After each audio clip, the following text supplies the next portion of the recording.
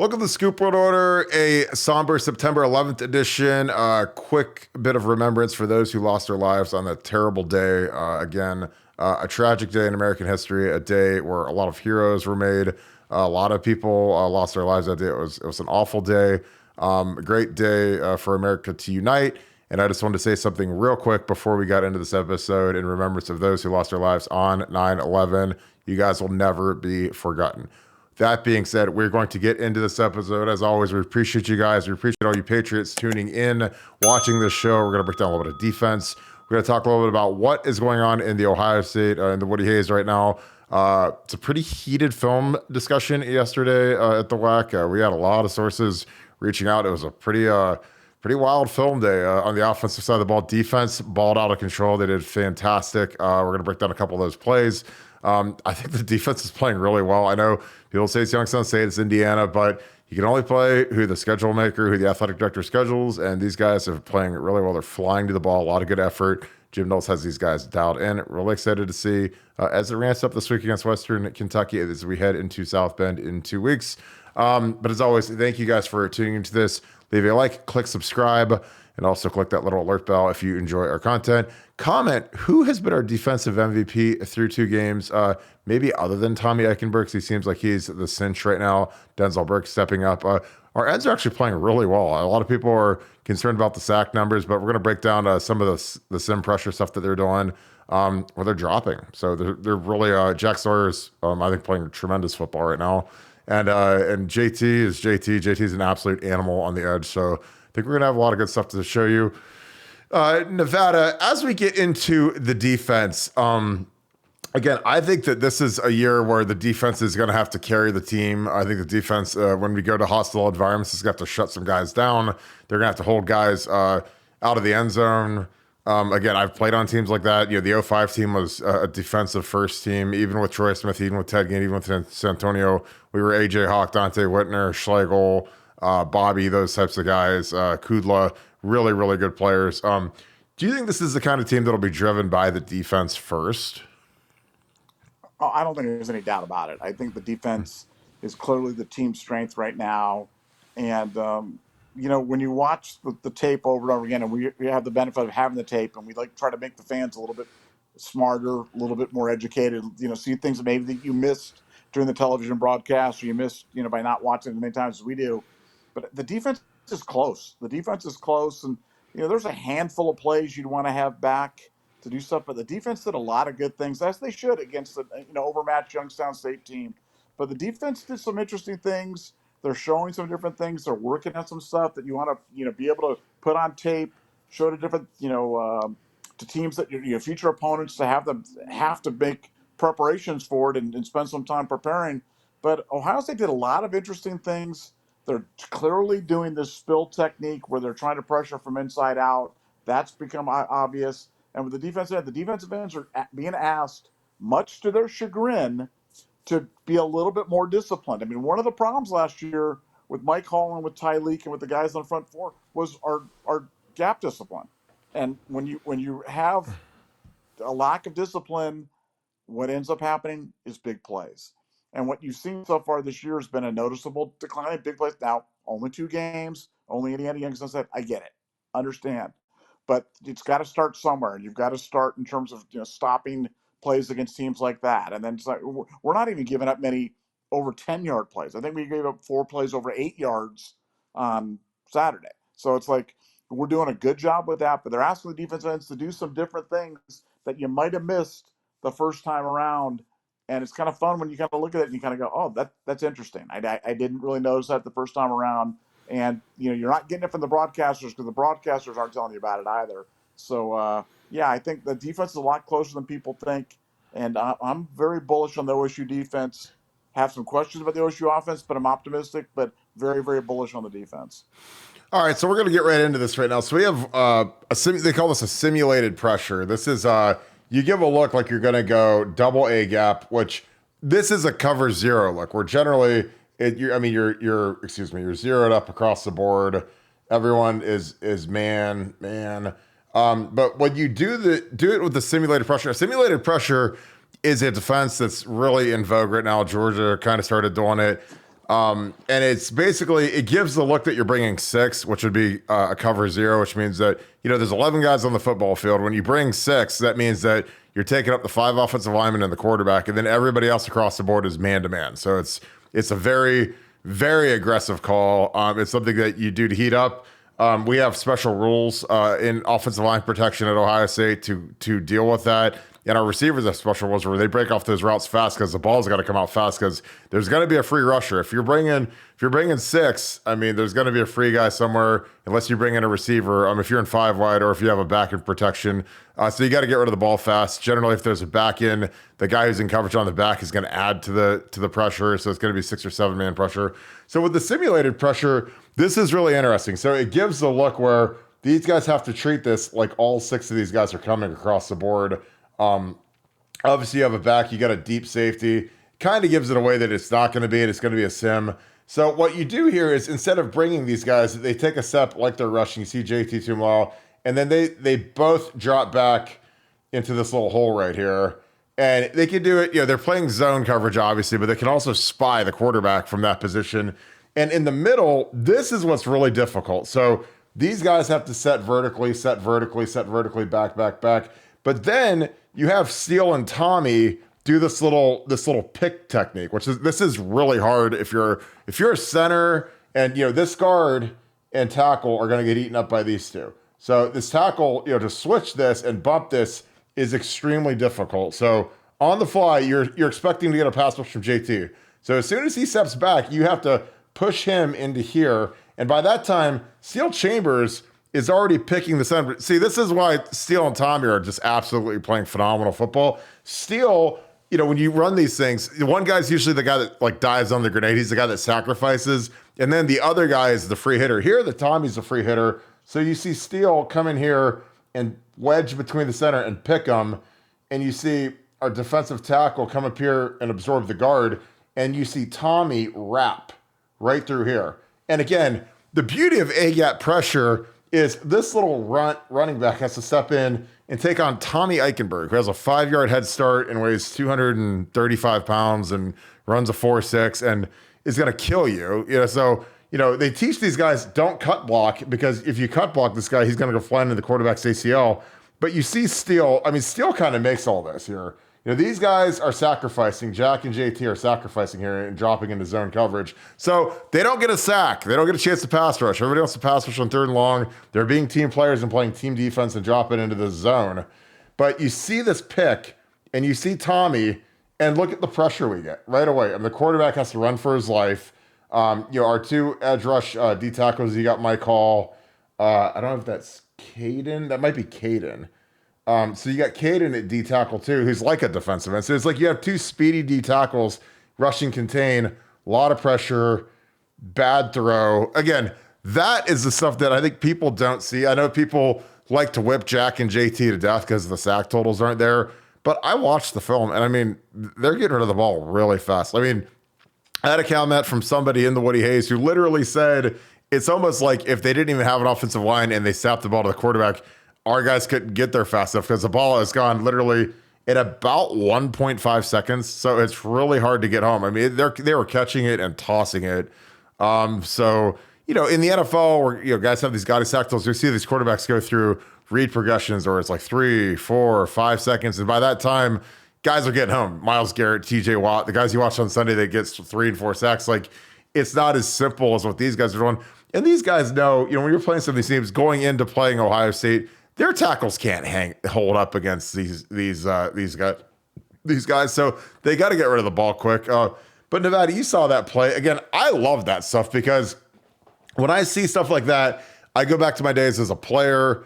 Obviously, I played for 5 years, played in the league. Then as a coach, trying to scheme that up, how to protect that and pass that off in pass pro, that's really hard. And that's why I really like that. I love that sim pressure stuff that we're doing. Because Tommy and Steele are really good at it. They've got a lot of cohesion there. And it's really hard to pass off. But what are your thoughts when you see that kind of stuff?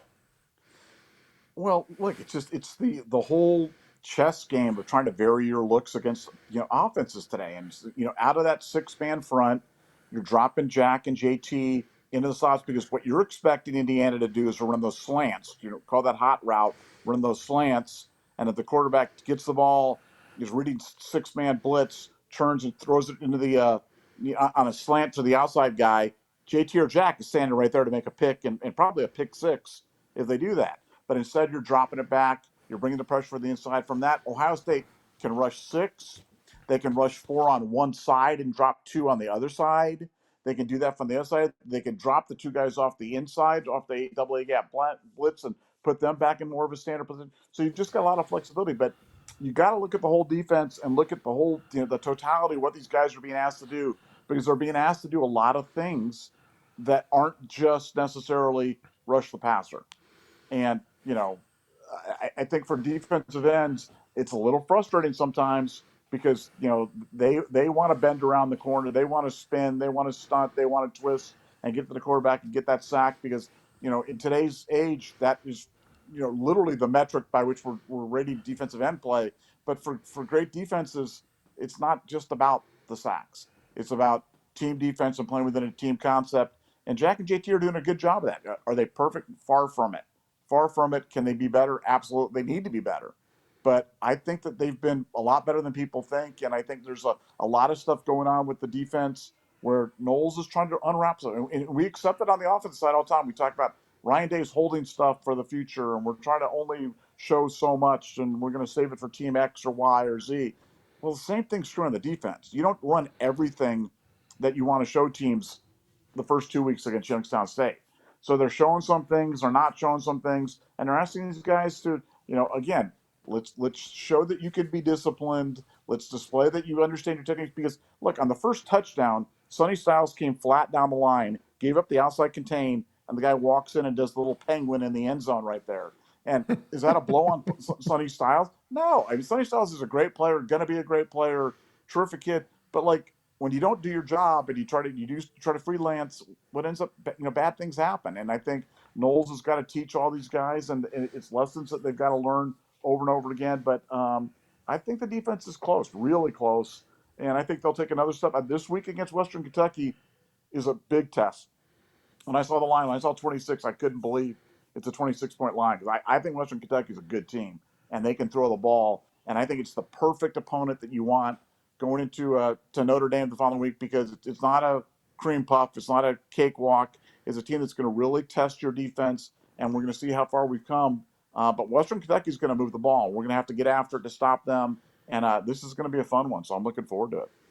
No, I totally agree. I think that the defense, we've got guys that can get after the quarterback. Mike Hall's been playing great. I think that we're providing a lot of pressure, we're showing a lot of looks. Again, I think that the most important thing when you're in the preseason is, when you're leading into that matchup, that game, the Notre Dame game, you got to get a lot of stuff on film. You got to get a lot of stuff that, frankly, Notre Dame's offensive coordinator and offensive line coach are going to have to rep. So this is something Ohio State did against Youngstown State. This is something they did against Western Kentucky.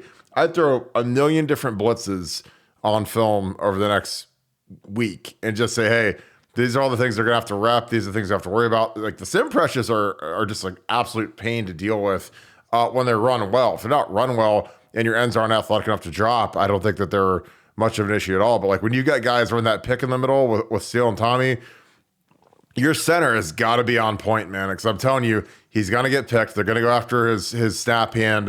And again, I think it's genius. I mean, I see how smart these and sophisticated these defenses are going, and I'm like, I wouldn't want to go against that. I mean, it takes a lot of work to switch that off, especially when you're playing guys that are the level of Ohio State's guys. You're playing, you got Mike Hall. If you're a guard and you've got Mike Hall on your outside shoulder, and then you've got Steele walking up, and then you got Tommy looping in, you're just scared to death about blocking Mike Hall, let alone passing the game off and switching it. And then, Mike Hall goes to the tackle, and then you got to push Steele down into Tommy. I mean, and it all happens with crowd noise and like the snap of your fingers. So, I mean, it's not, again, it's easy for me to sit here and draw it with my little pen, but it's a lot harder to actually do it in real life physically. And again, I love a lot of the stuff we're doing on defense. I think it's good. I think that the biggest thing is that our coverage is so tight, between Denzel, Jordan Hancock, and Davison. I mean, it makes it a lot easier to do this stuff because we got guys that are really playing well in the back end. Denzel's playing as good as he's played at Ohio State. He's got a lot of momentum, which is great. level up, big jump this week. Player of the game. Again, it's great to see these guys getting that momentum. Nevada, who else do you want to see step up, and who are some of the guys that through 2 games are your standouts outside of Tommy? Because I think Tommy's playing as good as anybody in the country right now. Well, I think Tyleek. I mean, Tyleek came in. There was some talk that he was kind of at a crossroads there through the fall camp. He'd been nicked up a lot. The other guys have been playing ahead of him. And I think there was some legitimate question marks about what direction his career was going to go in. And I think he's just been fantastic. I think he's been fantastic. Again, with all the necessary disclaimers, I understand it's Indiana. I understand it's Youngstown State. But I think Tyleek is becoming the player that we all wanted him to become right before our eyes, and that's really, really exciting to me. And you mentioned Jordan Hancock before. Having a third cover corner like that is such a luxury, and we're not hearing his name much, which is a function of the fact that he's just locking his guys down. Actually, Davidson's probably been the loosest of all the 3 guys in terms of it, and he's kind of a wild horse out there running around trying to deliver big shots and making the coverage. But our coverage is much better. That's not to say we're not going to give up a touchdown this year. That's not to say we won't give up some yards passing. In 2023, no one's going to be the 85 Bears and just completely shut teams down. But this is a good defense. This is a good defense right now. It's the top 5 defense in the country statistically by just about every metric. Need to get the other team off the field a little bit quicker in third down. But other than that, there's really not too much to be unhappy with about the defense. And I think Ohio State's at a really good spot, coming into a nice test against Western Kentucky. So I think we'll see more and more of this stuff. But when you're watching the game, watch the defensive ends and watch what they're asked to do, because it's not always rush the passer. And that I found, like I said, that was the most interesting thing to me in my film review, was the multiple things that we're asking these defensive linemen to do that don't necessarily mean rush and go get the quarterback. I think that, I'm going to show another play. We run a drop 8 here. We've got the 5 guys up. These guys are both going to bail out, in their coverage. You got Caden here, Mike Hall. You see J2 do his little spin move here. And again, this is a 3-man pressure. And the clock, if you look at the clock here, you're at 14-11. So by the time the ball's thrown, 11, 10, 9, 8. So, it's like 2.45 seconds. So, again, Caden Curry has a great jump. He beats the tackle around the edge, and he's almost there. And, and the ball's already gone. So, this is not like the NFL or the Steelers. You have Cody Pickett hold the ball for 8 seconds and he gets sacked, or Joe Burrow hold the... these guys are getting rid of the ball quick. And JT, he hits the spin, but, Mike can wrap here. Caden's here. That's 3 guys. Now, I know it's the Penguins. I know whatever. But, they're on scholarship. They're 310 pounds, too. And again, it's not Alabama. I get it. But, that's a 3-man rush. And, look at the pressure we have on this kid. And he airmails it. He throws it to the trainer, the Youngstown State trainer or whatever. So, I think that there's things that are there. Again, if you just go back and watch Youngstown State game, they're getting rid of the ball fast. And I'm not some apologist or whatever you guys want to think this is, but it's just watch the film. Dude, unless you're Usain Bolt and you're unblocked, you're not going to get to these guys when they're getting rid of it in about 2.2 seconds. And again, we had great pressure there. Mike Hall was right there too, along with Caden. If he holds out for one more second, Caden probably gets a sack fumble. I think Caden's coming on. Jack actually played a great game. I was watching the first drive. He had 3 or 4 tackles, in the first drive. JT is a beast. Again, I just think people are so obsessed with sacks and sack chasing in that regard. And again, I get it. Again, you watch Texas. They're getting around the big fat DNs. And, honestly, I would kill to play Alabama right now. I'd give anything to play Caden Proctor and JC Latham, those big fat tackles, because I think we'd whip those guys with JT and Jack. I think those guys would run right past Caden Proctor, because Caden Proctor's terrible. And he was the greatest player of all time coming out of high school last year. And he started as a left tackle, true freshman. And he's terrible. And he was a 5-star, and the whole world revolved around him. And, dude, I watched him. The guys from Texas ran around him. He gave up literally 3 sacks in one game, and I don't know. Nevada, as we get into Western Kentucky this week, what do you want to see from the team as we evolve and just keep improving offensively, defensively? Like I said, it's a pretty spicy film session for the O line on Sunday. What I hear, it was a very spicy film session. What do you want to see in terms of improvement on offense? Well, one thing I'll just say is, yeah, the more heated these film room discussions get, and the more angry the coaches get at the players, the better our sources get, because that's what everybody wants to talk is when stuff like that happens. So for us, this is great. This is like a feeding frenzy. But no, for Ohio State, look, just take another step. I mean, we need to see another step in the quarterback play. We need to see McCord and Brown both play better than they played the week before. We need to see the offensive line play better than the week before. I just want to see improvement, just Mm-hmm. improvement. It doesn't need to be perfection, just improvement. And I think we did that from week 1 to week 2. Now let's see it from week 2 to week 3. Let's put some stuff on tape, and let's I'm going to speak it out to blow it out of existence. But let's avoid the injury bug. Let's just keep on going in terms of doing that. And I think if we could do those things, then that's going to position us well going into South Bend, because I like that we've got a road game under our belt, albeit at Indiana, not the same type of environment as playing at South Bend, but it was a road game. We've had seasons where we started out with 3 home games, 4 home games, and then first time you got to go on the road, it can be kind of a cluster. I'm glad that we've kind of got all that out of our system in terms of just the differences in how you approach a road game than a home game, and when do you get up, and when do you go to bed, and where do you eat, and what's the walkthrough like, and things like that. We've got that out of our system, and I think that'll play big dividends for us going into South Bend. And but that's what I want to see. I just want to see. I think we'll see a much more aggressive running attack this week. I don't think Western Kentucky can stop the run, and I think with our guys, I think we should be able to move the ball at will against them. But we'll see. Got to go out and do it. Just improve, take another step, stay healthy. That's what I want to see. Yeah, I mean, I think we'll run all over these guys. We better. I mean, they played some team that was like that I've never heard of week 2, and they ran for about a buck 50 on them. So if we can't run for more than some team that I thought it was like Bishop Sycamore or something, the team they played, they beat South Florida though week 1. I mean, South Florida obviously not anywhere near what they used to be in like '07, but still that's a name brand school. They beat them, so it's going to be really interesting. These teams are always jazzed up to come into the shoe and make an NFL name for themselves. So I think it's going to be exciting to see what these guys can do. Well, I'm going to wrap this thing up. Again, we are leading right into Monday Night Football. Aaron Rodgers' 9/11 game is going to be on tonight. So as always, we appreciate you guys tuning in. Thank you all for your kind feedback, your comments. Again, we love breaking the tape down, kind of showing you what's going on. Because again, we always get questions. Why don't we get sacks? What's going on with the defense? What's going on with the offense? What's up with the O-line? What's up with the running game? What's up with Marvin? What's up with whatever?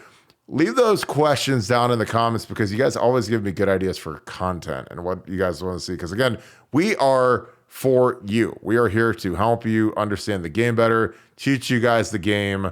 You guys have questions, we have answers, we can help figure this out together. So we appreciate you guys so much for everything that you guys do. Again, we're on BuckeyeScoop.com all the time. If you guys have not joined at BuckeyeScoop.com, it is the friendliest message board in the Buckeye sphere. It's very well moderated. We have a great group of people on there, and it is incredibly active. Oh my God, it was crazy after the game, all day Sunday, all day today. So if you want the best experience for Ohio State sports, please join BuckeyeScoop.com, because it is an absolute riot on there. It's a blast. And you'd be stunned at the quality of the people. Big time Ohio State people are members of that site. I saw a bunch of them at a pregame tailgate right in the parking lot outside of the stadium. So appreciate all you guys joining BuckeyeScoop.com. So thank you all. I hope you guys have a great rest of your night. If you enjoyed this content, please leave us a like, click subscribe, and also click that little dinner bell so you get alert every time we come on. So thank you guys. I hope you guys have a great rest of your night. Thank you so much, Buckeye Nation. Thank you, Scoop family. Best part about being 2-0 is chance to go 3-0. And we get to go play Western Kentucky on Saturday in the shoe. So appreciate you guys. And I'll talk to you guys tomorrow. Go Bucks.